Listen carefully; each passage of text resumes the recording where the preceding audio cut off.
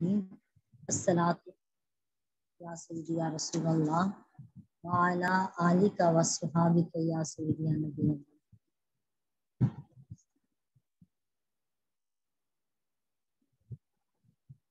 Rabbi इश्रह ली सदरी व यस्सिर ली अमरी वहलुल उक़दतम मिन लिसानी यफ़क़हू क़ौली वजअल ली वज़ीरन मिन अहली रब्बि ज़िदनी इल्मा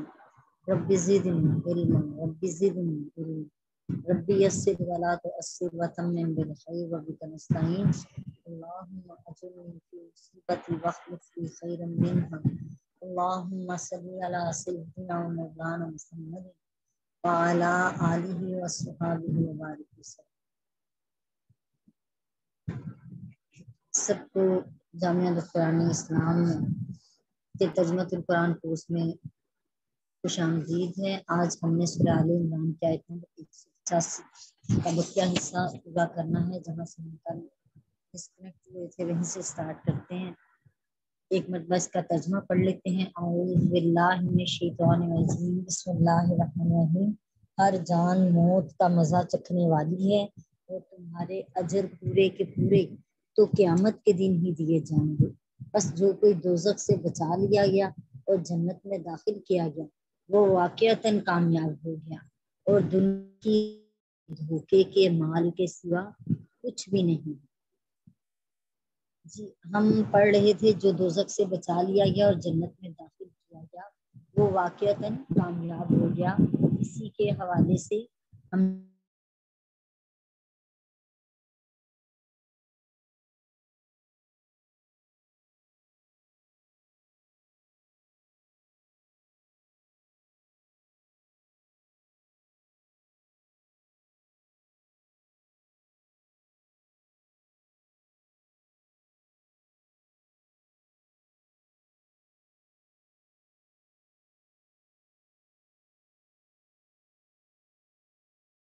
वसल्लम की कुरान मजीद की सूरत की तरह तालीम देते थे कि ये दुआ इतनी कसरत से मांगा करो कि अल्लाह मैं अज़ाब जहन्नुम से तेरी पनाह में आता हूँ।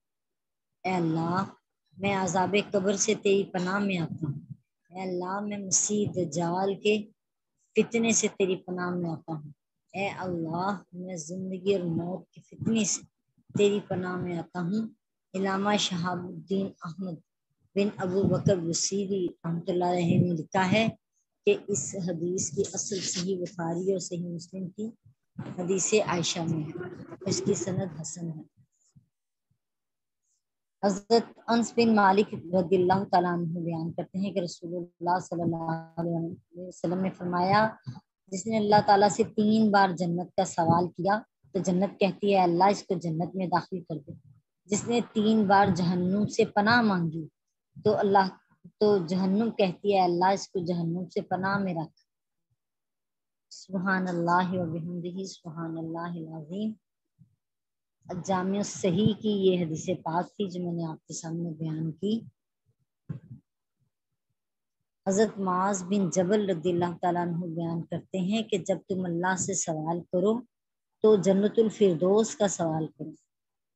हजरत इमाम अबू याला अहमद बिन अली रवायत करते हैं, हजरत अबू मूसा अशरी रज़ियल्लाहु तआला अन्हु ने बयान किया कि नबी करीम सल्लल्लाहु अलैहि वसल्लम के पास एक अरबी आया, यानी अरबी देहाती आया। आपने इसको इज्जत बख्शी और वो आपके बुलाने पर आया था। आपने इससे फरमाया तो अपनी हाजत का सवाल करो। इसने कहा हमें एक ऊँटनी दे दीजिए ताकि हम इस पर सवार हों और हमारे घर वाले इसका दूध दूहें। रसूलुल्लाह सल्लल्लाहु अलैहि वसल्लम ने इरशाद फरमाया, क्या तुम बनी इसराइल की बुढ़िया की मिसल होने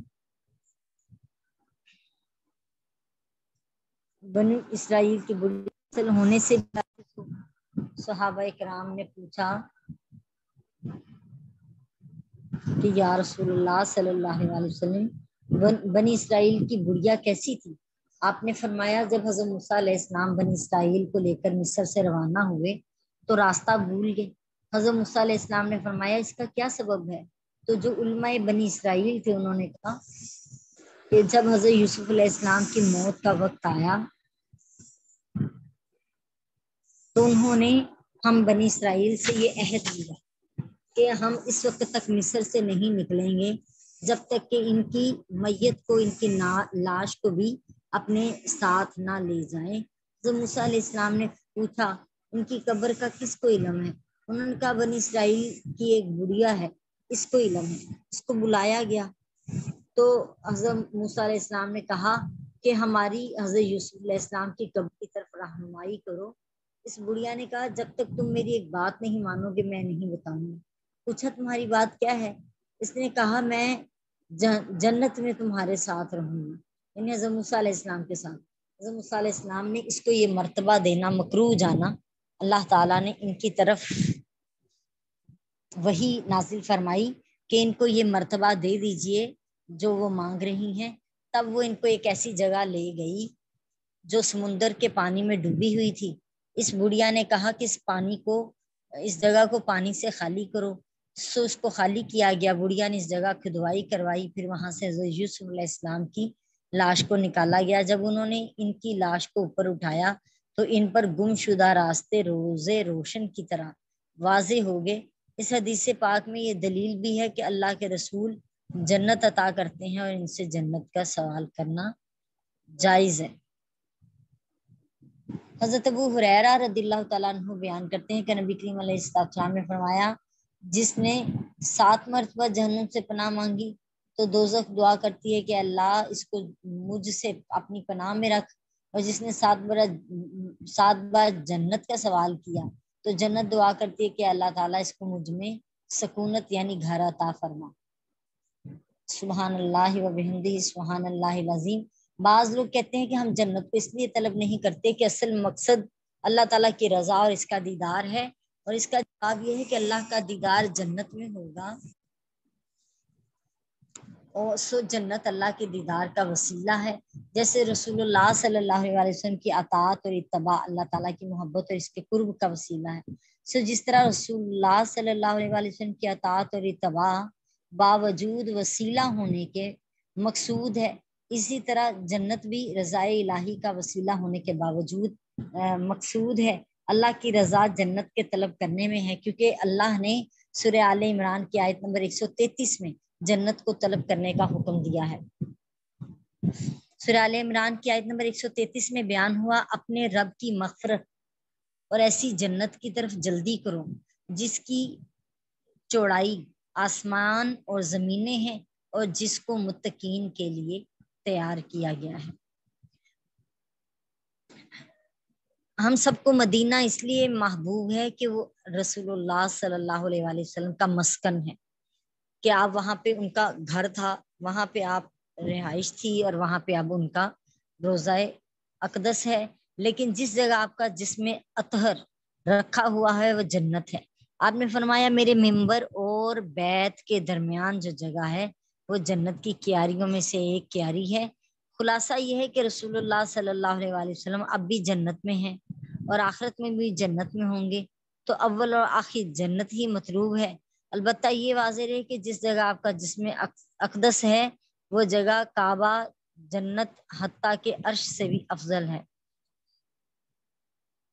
ہم یہی دعا کرتے ہیں کہ یا الہ العالمین جنت تو بہت اعلیٰ اور عرفہ مقام ہے، ہم جنت کے لائق کب تھے، لیکن اگر تو ہمیں جہنم کے عذاب سے بچا لے اور تو تیرا ہم پر بہت بڑا کرم ہوگا اے ارحم الراحمین۔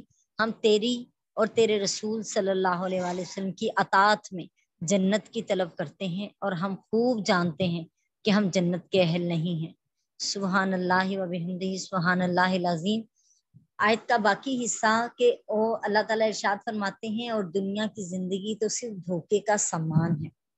دھوکے کے سامان سے کیا مراد ہے؟ اللہ پاک فرماتے ہیں سورہ الحدید کی آیت نمبر 20، یقین کرو کہ دنیا کی زندگی صرف کھیل تماشا ہے اور عارضی زینت اور ایک دوسرے پر فخر و برتری ہے، اور مال اور اولاد میں زیادتی طلب کرنا ہے، اور اس کی مثال اس بارش کی طرح ہے جس کی پیداوار کسانوں کو اچھی لگتی ہے، پھر وہ پیداوار خشک ہو جاتی ہے اور تم دیکھتے ہو کہ وہ زرد ہو گئی، پھر ریزہ ریزہ ہو گئی، اور آخرت میں نافرمانوں کے لیے سخت عذاب ہے۔ اور فرما برداروں کے لیے اللہ کی مغفرت ہے اور اللہ کی رضا ہے، اور دنیا کی زندگی تو صرف دھوکے کا سامان ہے۔ سورہ آل عمران کی آیت نمبر 14 میں اللہ پاک بیان فرماتے ہیں، عورتوں اور بیٹوں اور سونے اور چاندی کے جمع کیے ہوئے خزانوں، نشان زدہ گھوڑوں اور مویشیوں اور کھیت سے لوگوں کی محبت کی خواہشوں کو سجا دیا گیا ہے، آراستہ کر دیا گیا ہے۔ یہ دنیا کی زندگی کا عارضی سامان ہے اور اللہ ہی کے پاس اچھا ٹھکانہ ہے۔ سورہ ہود کی آیت نمبر 15-16 میں بیان ہوتا ہے کہ جو لوگ صرف دنیا کی زندگی اور اس کی زینت کے طالب ہیں، ہم ان کو دنیا میں ان کے اعمال کا پورا بدلہ دے دیں گے اور اس میں کوئی کمی نہیں کی جائے گی۔ یہ وہ لوگ ہیں جن کے لیے آخرت میں آگ کے سوا کچھ نہیں، اور انہوں نے دنیا میں جو کچھ کیا وہ ضائع ہو گیا اور ان کے اعمال عکارت ہو گئے۔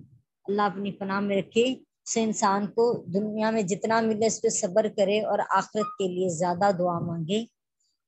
حضرت امام محمد بن اسماعیل بخاری صحیح بخاری شریف سے بیان کرتے ہیں، حضرت عبداللہ بن عمر بیان فرما رہے ہیں کہ رسول اللہ صلی اللہ علیہ وسلم نے میرا کندھا پکڑ کر فرمایا، تم دنیا میں اس طرح رہو جیسے مسافر یا سڑک پار کرنے والے۔ اور حضرت ابن عمر یہ کہتے تھے کہ جب شام ہو تو تم صبح کا انتظار نہ کرو، جب صبح ہو تو تم شام کا انتظار نہ کرو، یعنی مسلسل نیک عمل کرتے رہو اور اپنے صحت کے ایام میں بیماری کے لیے عمل کر لو اور زندگی میں موت کے لیے عمل کر۔ سبحان اللہ و بحمدہ سبحان اللہ العظیم۔ ایک اور حدیث پاک انہی سے ہے، حضرت علی رضی اللہ تعالیٰ عنہ نے فرمایا، دنیا سفر کرتی ہوئی جا رہی ہے اور آخرت سفر کرتی ہوئی آ رہی ہے، ان میں سے ہر ایک کے بیٹے ہیں، تو تم ابن الآخرت بنو، ابن الدنیا نہ بنو، یعنی دنیا کے مسافر نہ بنو بلکہ آخرت کے مسافر بن جاؤ، کیونکہ آج عمل کا موقع ہے اور حساب نہیں ہے، کل حساب ہوگا اور عمل کا موقع نہیں ہوگا۔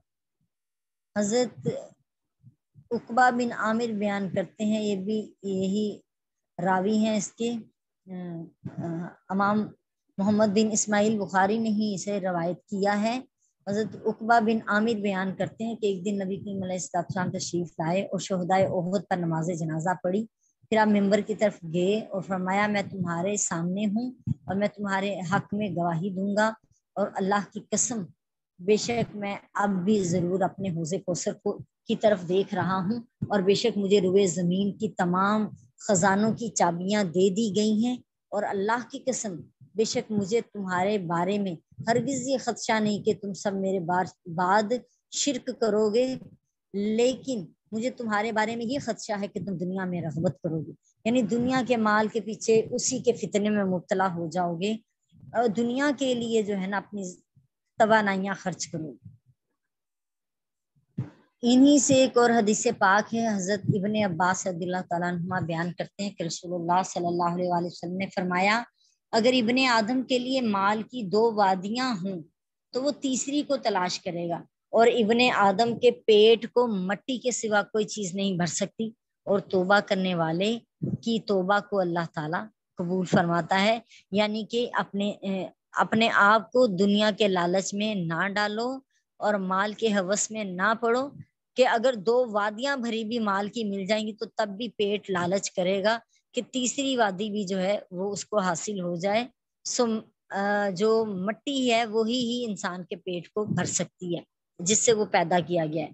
حضرت عبداللہ بن مسعود رضی اللہ تعالیٰ عنہ بیان کرتے ہیں کہ نبی کریم علیہ السلام نے فرمایا، تم میں سے کون اپنے مال کا وارث ہے جو اس کو اپنے مال میں بہت پسند ہو؟ صحابہ نے کہا کہ ہم میں سے ہر شخص اپنے مال کو بڑا پسند کرتا ہے۔ آپ نے فرمایا، اس کا مال تو وہ ہے جس نے پہلے بھیج دیا، جس نے بچا کر رکھا ہے وہ اس کے وارث کا مال ہے۔ سبحان اللہ و بحمدہ سبحان اللہ العظیم، یعنی وہ اعمال جو آگے کے لیے اکٹھے کر لیے ہیں، نیکیاں، وہ صدقہ خیرات، وہ نیک اعمال جو آگے آخرت کے لیے اکٹھے کیے ہیں، وہ اصل ہمارا مال ہے، اور جو پیچھے بچا ہوا ہے وہ تو ہمارے وارثوں کا مال ہے کہ کسی لمحے بھی ہمیں موت آ سکتی ہے، تو یہی سارا مال اکٹھا کر کے ان میں بٹ جائے گا ہمارے وارثوں میں۔ حضرت ابو ہریرہ رضی اللہ تعالیٰ عنہ بیان کرتے ہیں کہ رسول اللہ صلی اللہ علیہ وسلم نے فرمایا سامان کی کثرت غنا نہیں ہے، غنا نفس کا استغنا ہے۔ حضرت انس رضی اللہ تعالیٰ عنہ بیان کرتے ہیں کہ رسول اللہ صلی اللہ علیہ وسلم نے خوان پر نہیں کھایا حتیٰ کہ آپ کا وصال ہو گیا اور آپ نے پتلی چپاتی نہیں کھائی حتیٰ کہ آپ وفات پا گئے، یعنی اس کا اہتمام نہیں کیا بلکہ جو سادگی میں رہے ہیں اور سادگی سے ہی کھایا پیا ہے جو اللہ نے انہیں عطا کر دیا۔ حضرت عائشہ صدیقہ رضی اللہ تعالیٰ عنہ بیان کرتی ہیں سیدنا محمد صلی اللہ علیہ وسلم کی آل نے جس دن بھی 2 قسم کے طعام کھائے تو ان میں سے ایک قسم کھجور کی تھی۔ سبحان اللہ۔ حضرت عائشہ صدیقہ رضی اللہ تعالیٰ عنہ بیان کرتی ہیں کہ رسول اللہ صلی اللہ علیہ وسلم کا بستر ایک چمڑے کا تھا جس میں کھجور کی چھال بھری ہوئی تھی۔ عائشہ صدیقہ رضی اللہ تعالیٰ عنہ بیان فرماتی ہیں ہم پر ایسا مہینہ بھی آتا ہے کہ پورے مہینے آگ نہیں جلتی، یعنی چولہا نہیں جلتا، بلکہ ہم صرف کھجور کھاتے ہیں اور پانی پیتے ہیں، الا یہ کہ کبھی گوشت آ جاتا ہے۔ حضرت ابو ہریرہ رضی اللہ تعالیٰ عنہ بیان کرتے ہیں کہ رسول اللہ صلی اللہ علیہ وسلم نے دعا کیا اللہ آل محمد کو اتنا رزق دے جس سے رشتہ حیات برقرار رہ سکے۔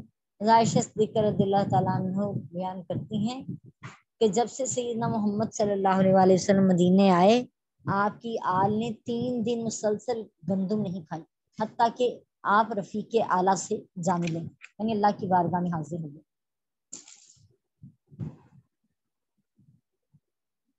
عائشہ صدیقہ رضی اللہ تعالیٰ عنہ بیان کرتی ہیں کہ رسول اللہ صلی اللہ علیہ وسلم نے کبھی ایک دن میں 2 مرتبہ روٹی اور زیتون کا تیل پیٹ بھر کر نہیں کھایا۔ حضرت عتبہ بن غزوان بیان کرتے ہیں رضی اللہ تعالیٰ عنہ بیان کرتے ہیں کہ میں رسول اللہ صلی اللہ علیہ وسلم کے ساتھ 7واں شخص تھا اور ہمارا طعام درخت کے پتوں کے سوا اور کوئی چیز نہیں تھی۔ اللہ اکبر اللہ اکبر۔ حضرت جابر بن عبداللہ رضی اللہ تعالیٰ عنہ بیان کرتے ہیں کہ رسول اللہ صلی اللہ علیہ وسلم ایک بار بازار سے گزرے تو لوگوں نے آپ کو گھیر لیا، آپ چھوٹے کانوں والے ایک مردہ بکری کے بچے کے پاس سے گزرے، آپ نے اس کا کان پکڑ کر فرمایا تم میں سے کون شخص اس کو 1 درہم کے بدلے میں خریدنا پسند کرے گا؟ لوگوں نے کہا ہم اس کو کسی چیز کے بدلے میں بھی خریدنا پسند نہیں کریں گے، ہم اس کا کیا کریں گے؟ آپ نے فرمایا کیا تم یہ پسند کرتے ہو کہ یہ تم کو مل جائے؟ لوگوں نے کہا باخدا اگر یہ زندہ ہوتا پھر بھی اس میں عیب تھا کیونکہ اس کے کان چھوٹے ہیں اور اب تو یہ مردہ ہے۔ آپ نے فرمایا باخدا اللہ کے نزدیک دنیا اس سے بھی کمتر ہے، دنیا کا مال اسباب دنیا کے روایات سارا کچھ اسی میں آتا ہے کہ دنیا کی اہمیت نہیں ہے اللہ کے نزدیک، بلکہ اس مردہ چھوٹے کانوں والی جو بکری ہے اس سے بھی بدتر ہے۔ حضرت انس بن مالک رضی اللہ تعالیٰ عنہ بیان کرتے ہیں کہ رسول اللہ صلی اللہ علیہ وسلم نے فرمایا میت کے ساتھ 3 چیزیں جاتی ہیں، 2 لوٹ آتی ہیں 1 رہ جاتی ہے، اس کے ساتھ اس کے گھر والے جاتے ہیں، اس کا مال جاتا ہے، اس کا عمل جاتا ہے، اس کا اہل اور اس کا مال لوٹ آتے ہیں، اس کا عمل وہیں رہ جاتا ہے اس کے پاس۔ اللہ اکبر۔ جو اس کا ساتھی بن کر اس کے ساتھ قبر میں رہتا ہے اچھے اعمال ہوں تو اچھا ساتھی بن کر رہتا ہے، برے ہوں تو پھر برا ساتھی بن کر اس کو ڈستا ہے ہر وقت۔ حضرت ابو ہریرہ رضی اللہ تعالیٰ عنہ بیان کرتے ہیں رسول اللہ صلی اللہ علیہ وسلم نے فرمایا جب تم میں سے کوئی شخص کسی کو مالی اور جسمانی حالت میں بہتر دیکھے افضل دیکھے تو فوراً اس شخص کو دیکھے جس سے کم تر ہو اور جس سے یہ افضل ہو، یعنی اپنے سے نیچے شخص کی طرف دیکھنے کا حکم ہے۔ حضرت عثمان بن عفان رضی اللہ تعالیٰ عنہ بیان کرتے ہیں رسول اللہ صلی اللہ علیہ وسلم نے فرمایا ابن آدم ان 3 چیزوں کے سوا اور کسی چیز میں حق میں نہیں ہے، اس کے رہنے کے لیے گھر ہو، اس کے ڈھانپنے کے لیے لباس ہو اور روٹی کا ٹکڑا ہو اور پانی ہو۔ سبحان اللہ و بحمدہ سبحان اللہ العظیم۔ حضرت سہل بن سعد رضی اللہ عنہ بیان کرتے ہیں کہ رسول اللہ صلی اللہ علیہ وسلم نے فرمایا اگر اللہ کے نزدیک دنیا کے مچھر کے پر کے بھی برابر ہوتی تو اس میں کسی کافر کو پانی کا ایک گھونٹ بھی نہ پلاتا۔ اللہ اکبر۔ حضرت ابو بکرہ رضی اللہ تعالیٰ عنہ بیان کرتے ہیں کہ ایک شخص نے کہا یا رسول اللہ صلی اللہ علیہ وسلم कौन सा शख्स सबसे अच्छा है? आपने फरमाया जिसकी लंबी उम्र हो, जिसके अमल अच्छे हों। इसने कहा कौन सा शख्स सबसे बुरा है? आपने फरमाया जिसकी उम्र लंबी हो और इसके अमल बुरे हों। अल्लाह अकबर, अल्लाह अकबर। हज़रत अबू तलहा रज़ियल्लाहु तआला अन्हु बयान करते हैं कि हमने रसूलुल्लाह सल्लल्लाहु अलैहि वसल्लम से भूख की शिकायत की। हमने अपना पेट खोल कर एक एक पत्थर बंधा हुआ दिखाया तो रसूलुल्लाह सल्लल्लाहु अलैहि वसल्लम ने अपने पेट से बंधे हुए 2 पत्थर दिखा दिए। हज़रत खौला बिनते कैस रज़ियल्लाहु तआला अन्हा बयान करती हैं कि रसूलुल्लाह सल्लल्लाहु अलैहि वसल्लम ने फरमाया, ये माल सरसब्ज और मीठा है, जिसको ये माल हक के साथ मिले इसके लिए इस माल में बरकत दी जाएगी। बसा औकात लोग अल्लाह और इसके रसूल के माल से नाहक लेते हैं, इनके लिए क़यामत के दिन आग के सिवा कुछ भी नहीं है। अल्लाह पाक हमें समझने की और अमल की तौफीक अता फरमाए। अगली आयत को कल करेंगे जी इंशाअल्लाह ताला। अस्सलामु अलैकुम व रहमतुल्लाहि व बरकातहू।